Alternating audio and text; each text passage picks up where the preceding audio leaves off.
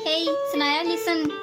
वो फौरन होश में आता उसके पीछे लपका था, लेकिन तब तक वो कमरे से बाहर जा चुकी थी। शिट। सनाया ने आंखों को बेबसी से मीचते दरवाजे पर मुक्का रसीद किया।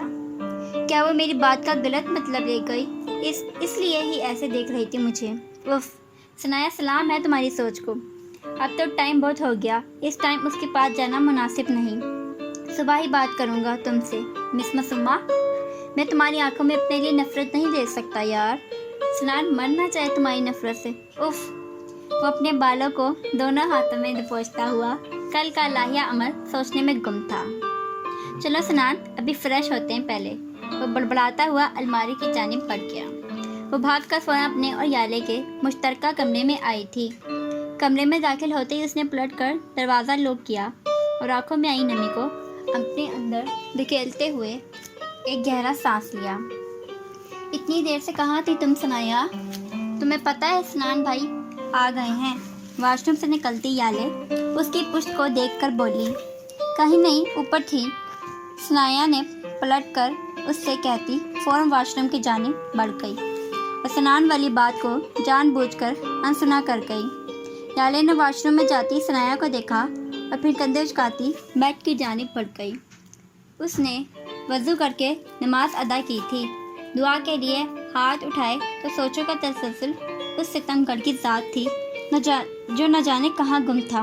उफ या रब।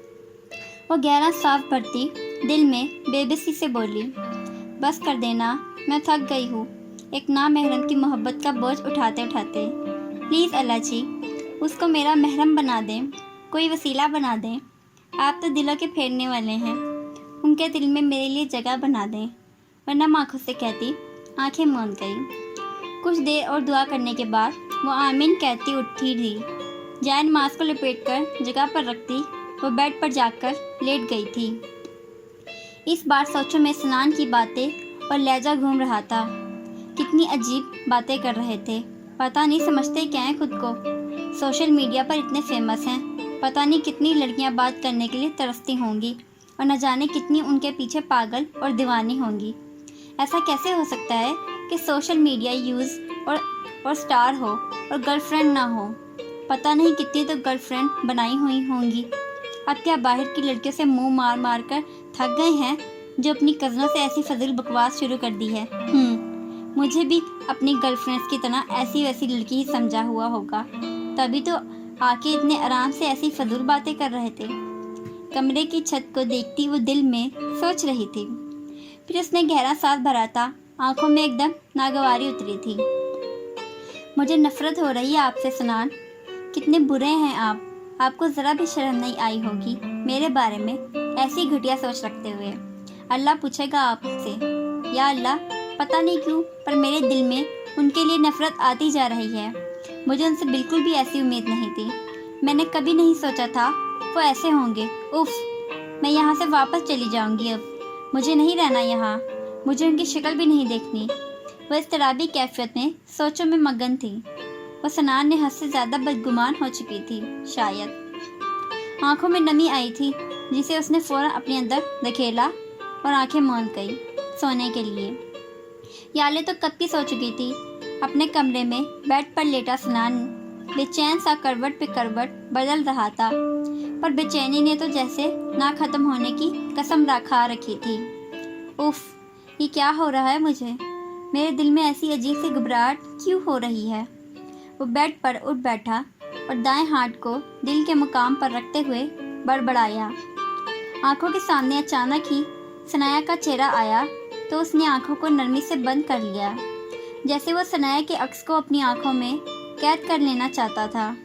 लेकिन एकदम ही उसे अपनी बंद आंखों के पर्दों पर सनाया की वो एक नफरत भरी निगाह दिखाई दी थी। सनाया ने झट आंखें खोली। तेज तेज सांसें लेता वो बार बार आंखों को झपकने लगा।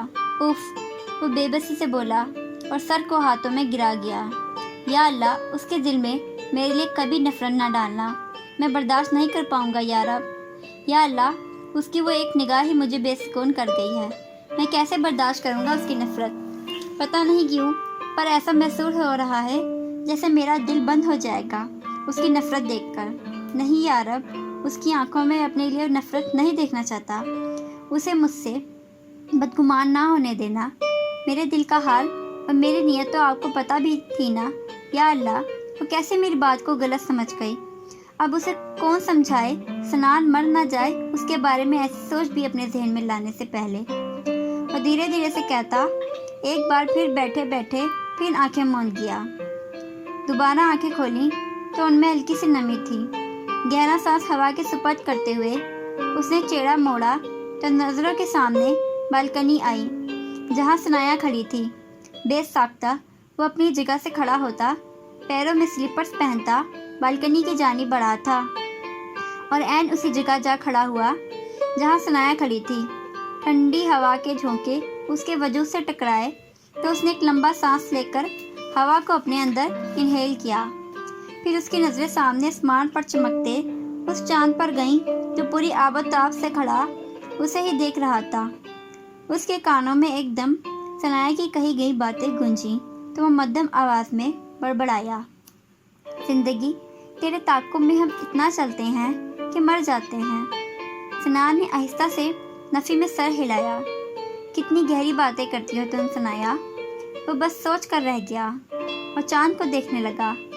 کانوں میں ایک بار پھر اس کی وہ مدھم خوبصورت سی چاند سے باتیں کرتی ہوئی آواز گونجی، میں صحیح کہہ رہی ہوں نا چاند؟ زندگی خوبصورت ہے، بس اس میں ہماری خواہشات شامل نہ ہوں تو میں مر جاواں میری جھلی معصومہ۔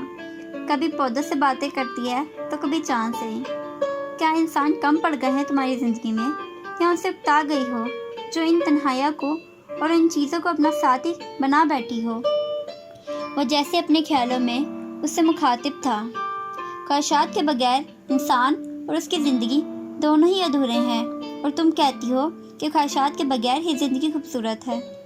انسان اگر کسی چیز کی خواہش ہی نہ رکھے تو وہ زندگی کیسے جیے؟ وہ کنفیوز سا ہوتا، سوچ رہا تھا، اف تم پاگل کر دو گی مجھے۔ اور نفی میں سر ہلا کر کہتا، ایک آخری نگاہ آسمان پر ڈال کر پلٹ گیا۔ اس کا ارادہ ایک بار پھر سے سونے کا تھا۔ نہ جانے کس طرح کا عشق کر رہے ہیں ہم، جو ہمارے ہو ہی نہیں سکتے، انہی پر مر رہے ہیں ہم۔